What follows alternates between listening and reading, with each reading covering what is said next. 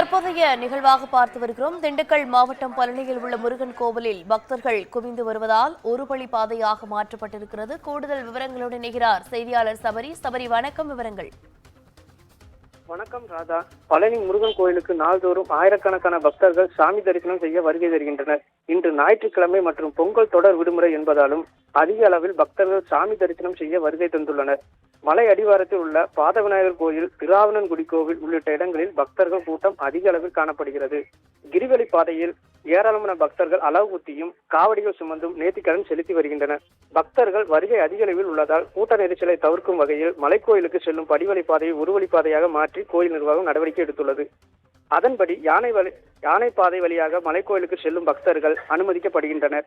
கீழே இறங்கும் பக்தர்கள் தரிசனம் முடித்து கீழே இறங்கக்கூடிய பக்தர்கள் படிப்பாதை வழியாக கீழே இறங்கி அனுப்பி வைக்கப்படுகின்றனர். மலைக்கோயிலில் நீண்ட வரிசையில் காத்திருந்து பக்தர்கள் சாமி தரிசனம் செய்து வருகின்றனர். பக்தர்களுக்கு தேவையான குடிநீர், கழிப்பிடம் உள்ளிட்ட அடிப்படை வசதிகளை கோயில் நிர்வாகம் செய்துள்ளது. பக்தர்களின் பாதுகாப்பிற்காக நூற்றுக்கணக்கான போலீசார் பாதுகாப்பு பணியில் ஈடுபட்டு வருகின்றனர். ராதா,